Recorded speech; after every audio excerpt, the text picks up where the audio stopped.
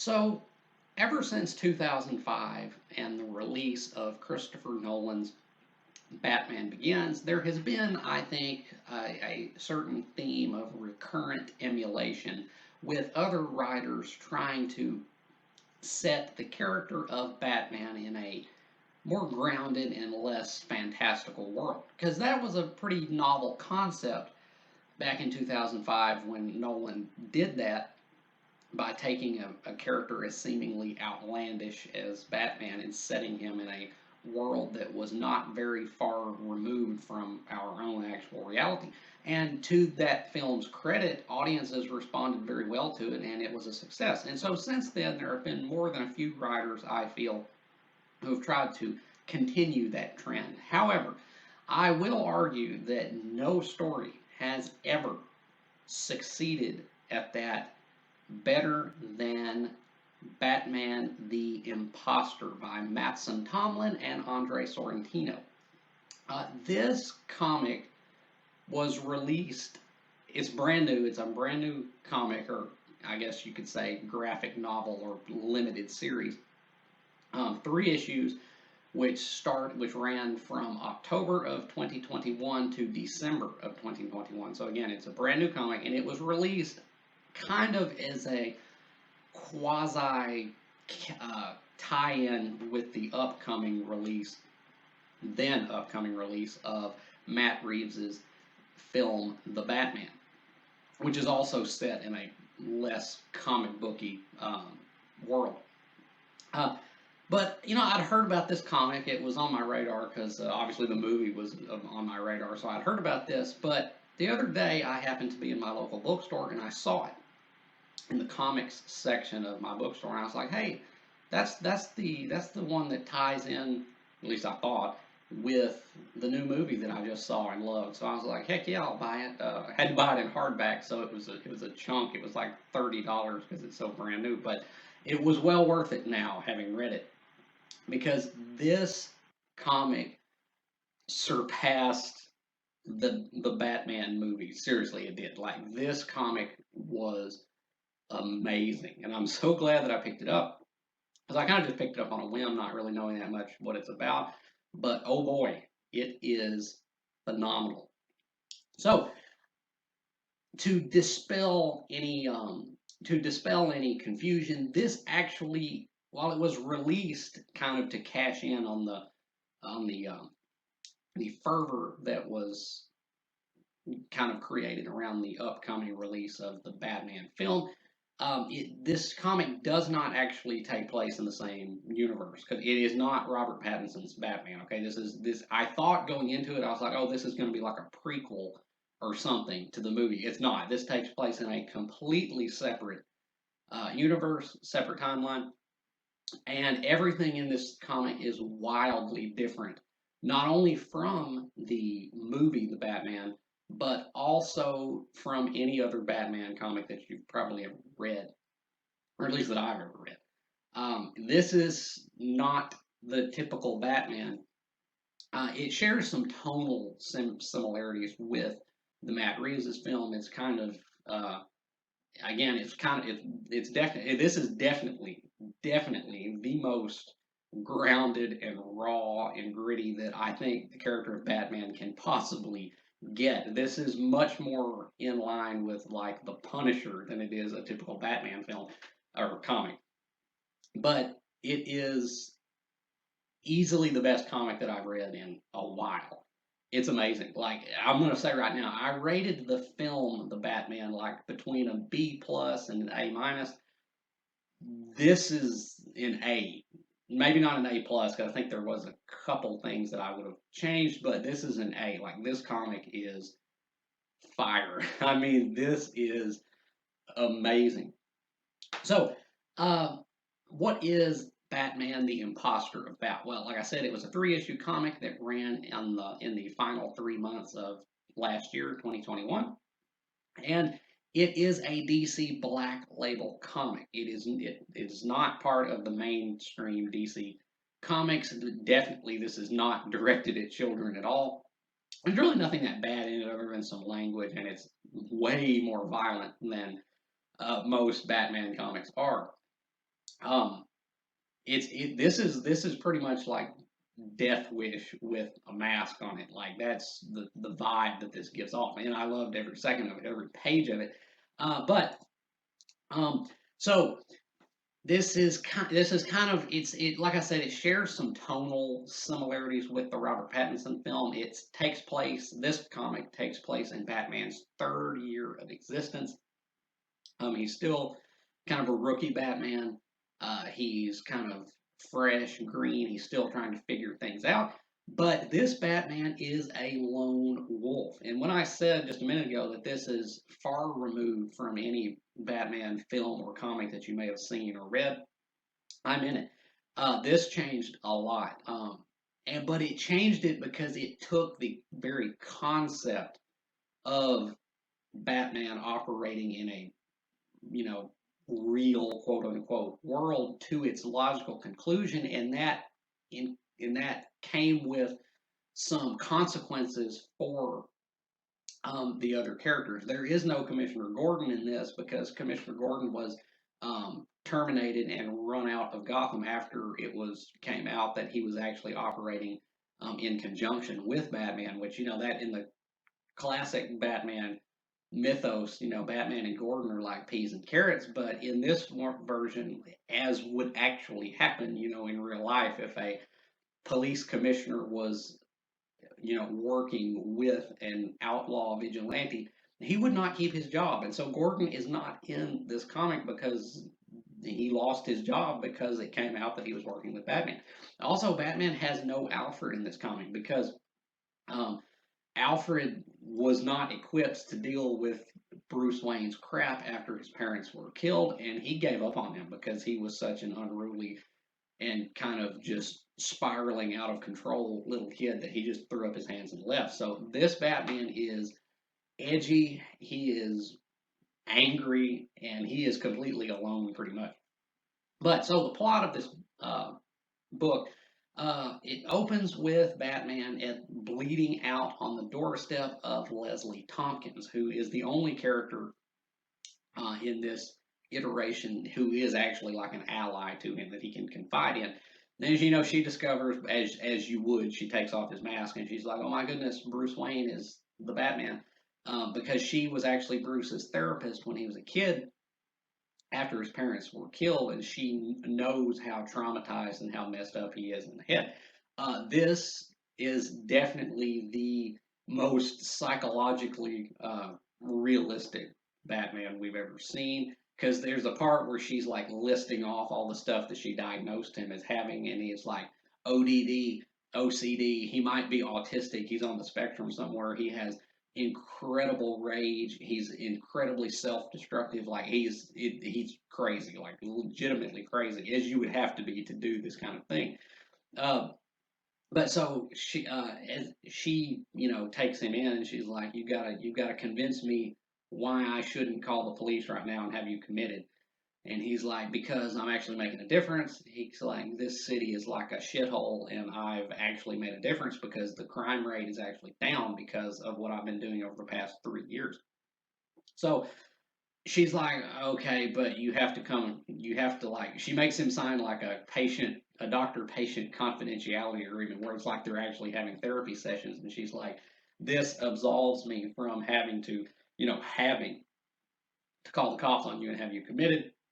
But if you ever, make me, I will do that." So uh, he has kind of an ally in Leslie Tompkins, but the main plot is that there is an imposter Batman, somebody who's dressing just like him and acting just like him, except they are murdering people, a lot of people, and Batman is taking the blame.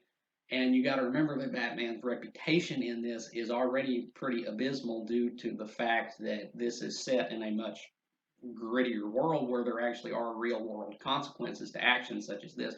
Gordon lost his job. He has no allies whatsoever except other than Leslie Tompkins, and the public doesn't trust him at all. And now his reputation is even, decreasing even more because there's somebody out there acting like him and, killing criminals. And so Batman, the real Batman, has to figure out who the imposter is and try to, salvage what's left of his reputation. In the course of this, he as Bruce Wayne, um, meets and becomes romantically involved with a original character to this comic named Blair Wong, who is a young detective on the Gotham Police Force who, like Bruce, had to watch her parents be killed in front of her, and so there's kind of this like kindred nature to them where they kind of understand each other because they've both been through the same trauma. Um, and there's also lots of little cameo appearances from other of Batman's villains, his rogues gallery, but all of this is interwoven so incredibly well. And yeah, this is an A. This is not even gonna consider, like, no deliberation necessary. This is an A comic. Um, but yeah, as I said, this is a Black Label comic. It is not directed at kids. This is brutal. Like, this is definitely the most brutal Batman we've ever seen, and the most gritty. And yeah, I mean, probably like this is about as realistic as the concept of Batman can get. It blows the Nolan movies out of the water in that regard. It blows the new movie out of the water in that regard. Because there are consequences to every action in this comic. And much like, say, Alan Moore's Watchmen or any of those other comics that took it upon themselves to deconstruct the concept of like a superhero, it does that because it illustrates how this would and would not really work in a real world setting. And by what I mean by that is that Batman in this comic does arguably more harm than good. I will not spoil anything. I would never dream of spoiling, the ultimate reveal or any elements of the mystery in this. But the motivations of the imposter in this book are very interesting because they're basically cleaning up Batman's mess. Because um, the backstory to this, when Batman was briefly working with Gordon, they messed a lot of stuff up, as you would, because I mean, you can't have a mass vigilante crazy person trying to enforce the law because that doesn't really work. And so, actually, Batman makes things worse. He's able to lower the level of violent crime, like I just mentioned a minute ago, like like muggings and burglaries and robberies. He's able to lower that just by brute force, by beating the crap out of these criminals. But when it comes to like corruption and white collar crime and the higher levels of crime, he does more harm than good in those areas because, well, you just have to read the comic and see. But there are consequences to actions in this comics world, and yeah, Batman is not quite as sterling in this as he is in the others. In fact, this Batman is an absolute dick. This is the first time in a comic in a Batman comic that I've ever read where I actually disliked Batman's character. I did not really like him in this book. He is a dick. He uses people. He manipulates people, including he seduces Detective Wong just to get information from her, and then he roughs her up in a scene later on. The woman that he's romantically involved with, or at least sexually involved with, and then he beats her up in one of the scenes. It's brutal. It actually is like everything that they said, because I mentioned this in my review of Matt Reeves' The Batman film. They said, oh, it's so gritty and violent and dark, and it's really not. It's pretty tame, actually. This is everything that movie wasn't. Like, it is gritty. This is the grittiest I think Batman can ever get. It is brutal. There are parts where Batman is snapping people's arms and legs like toothpicks. The gunshots are visceral. The injuries, the wounds he receives are, visceral and like actually serve to, stop him.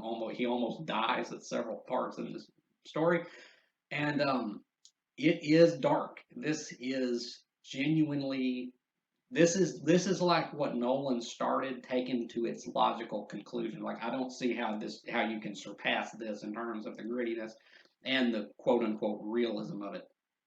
But man, is it one heck of a ride.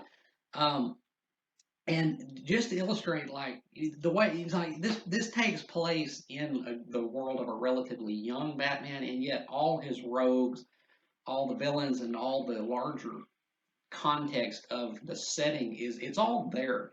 It's just in a slightly different form.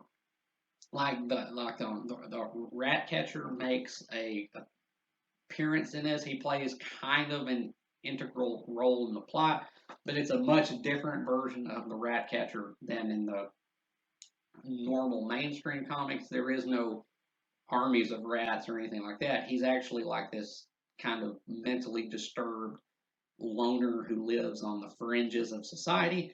And one of the most like this comic actually has some legit emotion to it. Like there was some heartbreaking stuff in this.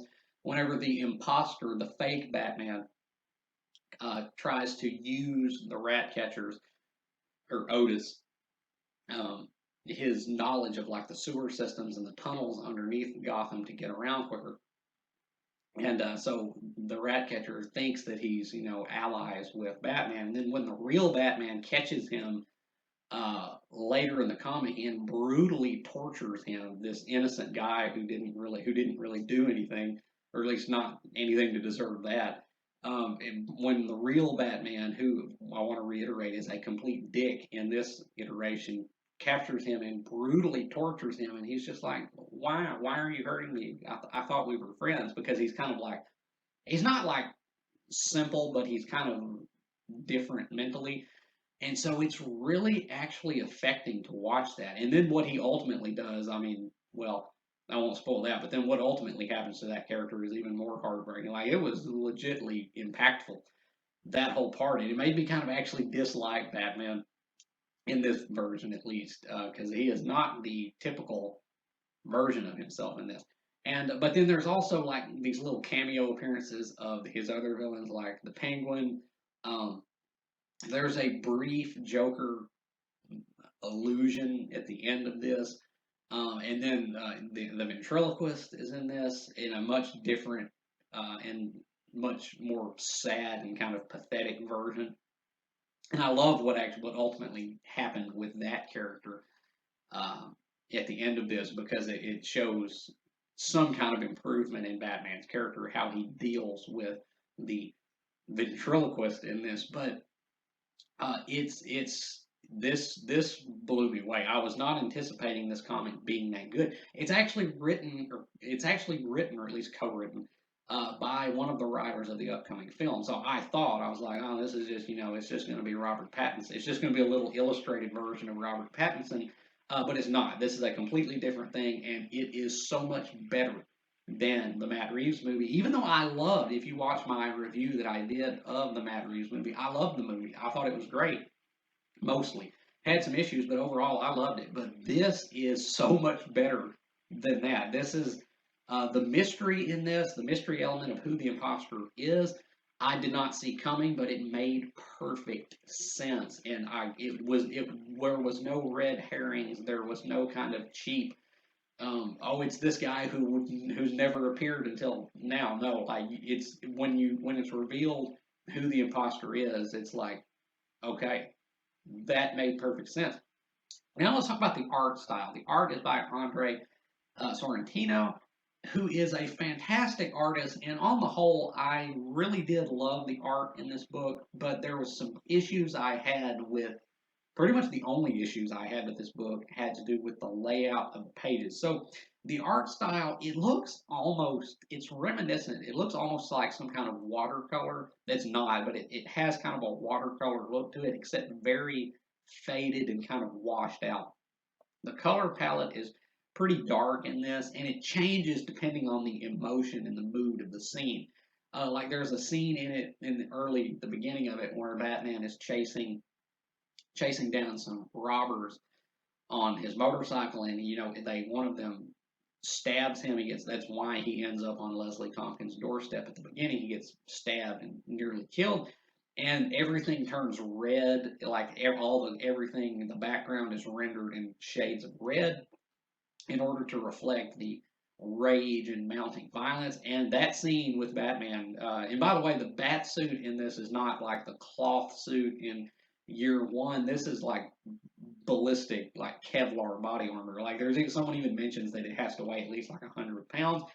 Um, and even then, the body armor doesn't absorb all the bullets, and he gets kind of, again, he nearly dies at several points. But the bat suit looks amazing, like it looks like legit armor. But there in that scene where he gets stabbed, everything is rendered in shades of red except Batman, and they rendered back. There's a scene where he's like looming over this guy that he's about to break the arms and legs of, and his eyes are rendered as just these two little pinpoints of light, and it looked downright demonic, and it looked awesome. Like it looked like that entire panel, that entire page, it looked like some kind of like snapshot out of hell, and it was amazing. That is exactly what I wanted out of Batman, something genuinely terrifying, and someone who can genuinely utilize fear as a weapon. Because again, he looked downright demonic in that scene. This giant bat form with two little pinpricks of light as eyes standing over this dude with everything paint rendered in shades of dark like crimson red. Oh, the artwork in this is great. The characters are drawn realistically. The lines are a little wavery, but it works with the grimier kind of aesthetic that they're going for. Because this is grimy. Like I said, this is basically Death Wish in a mask. Like that's basically what this is. Um, but the art I loved. Even the color palette, which was a little bit washed out. Like I said, it's rather dark with both the tone and the color, and the colors kind of have this slightly washed out, faded look, but it works with the grimy aesthetic, like I said. But the problems I had with it had to do with the layout of the pages. This comic makes heavy use, I should say, perhaps not great use because as I'll get to, but it makes heavy use of splash pages and double page spreads, and it didn't really do that very well because it got very confusing to read.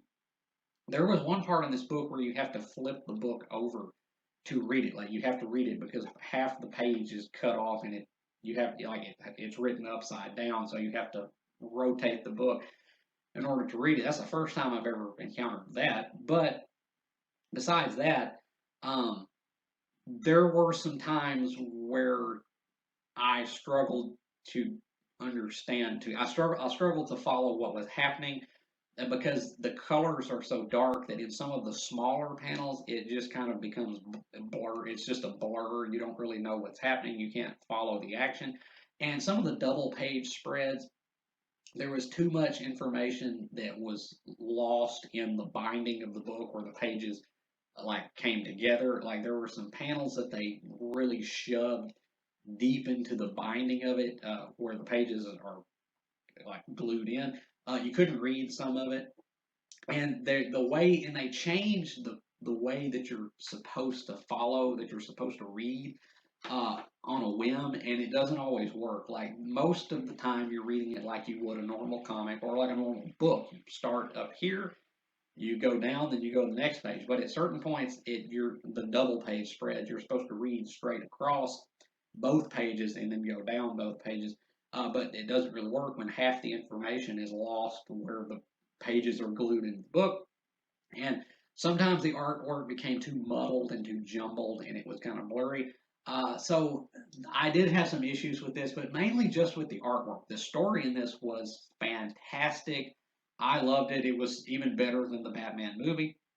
But the artwork, or rather the layout of the artwork, it did have some issues for me, but nothing game, nothing break the experience. It was still the best experience I've had reading a comic in quite some time. Best experience I've had reading a Batman comic in quite some time. And I am so desperately hoping that they will make more comics in this world, that they will do sequels to this, because there is so much potential here. There is so much potential. This is easily the grittiest and the rawest and the realest Batman story that I've ever read or seen, and I loved every second of it. It was truly an A, not quite an A plus because the artwork did have some issues, or the layout at least, but it is definitely an A grade for me. And I really hope that they'll do sequels to this. But if they don't, the good thing is that this is a perfectly self-contained story as it is. You get Batman's backstory. You don't really get. I mean, it doesn't occupy that much space. So if you're like, oh, do we have to see, the parents get killed again? Not really. There's just like a panel because again, this is a brand new Batman uh, that is unique to this comic. So they have to, explain the backstory because this is a new outing. But it doesn't occupy that much space. But you get Batman's beginning. You get implied backstory with Jim Gordon, which is no longer in the picture because of Batman. Um, and then you get a perfectly self-contained story in itself with this comic. So as much as I really hope and want them to do a some sequels or some more work in this universe, if they don't, it's okay because again, it's perfectly self-contained. It has a clear beginning, middle, and end, so it works perfectly fine as a standalone graphic novel by itself. But I'm really hoping that they will uh, do some more work in this with this Batman because it is the best I've read in a while. But yeah, so Batman the Imposter by Mattson Tomlin and Andre Sorrentino. Have you read Batman the Imposter? If you have, let me know down in the comments what you thought about it, if you enjoyed it as much as I did. Um, if you have not read it, and if you are actually, I'm not going to say if you are a Batman fan, because this is a radically different Batman than any that we've seen. He is not very sympathetic in this. He is a complete tool throughout most of this. This is the first time I've ever read a Batman comic, and I really ended up disliking Batman uh, in this. But I respected the comic all that much more because again, it is so realistic, both psychologically and physically. This is about as real as Batman can get, and Bruce's character is not nearly as likable, but it is much more believable than in the typical representations. So if you're down for that, definitely do pick this book up, give it a try. It is fantastic. Again, I give it an A. I like it better than the Matt Reeves movie, even though I loved that because you know how good this actually is. And as always, if you have liked or enjoyed anything you've seen or heard here today, please like, subscribe, help the channel out a little bit, and until next time, peace.